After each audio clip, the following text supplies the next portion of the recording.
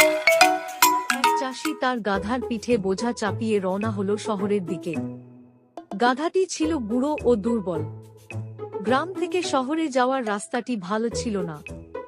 এবড়ো থেবড়ো পাথুরে এলাকা দিয়ে যাওয়ার সময় হঠাৎ গাধার পা একটি গর্তে ঢুকে পড়ায় সে টাল সামলাতে না পেরে বোঝা ও সওয়ারি সমেত পড়ে গেল জমিনে। চাষি বহু কষ্ট করে গাধাটিকে দাঁড় করাতেই দেখতে পেল গাধার একটি পা মচকে গেছে, সে চলতে পারছে না।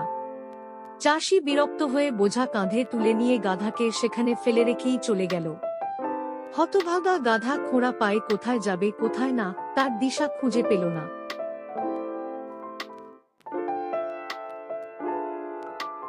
হায় রে,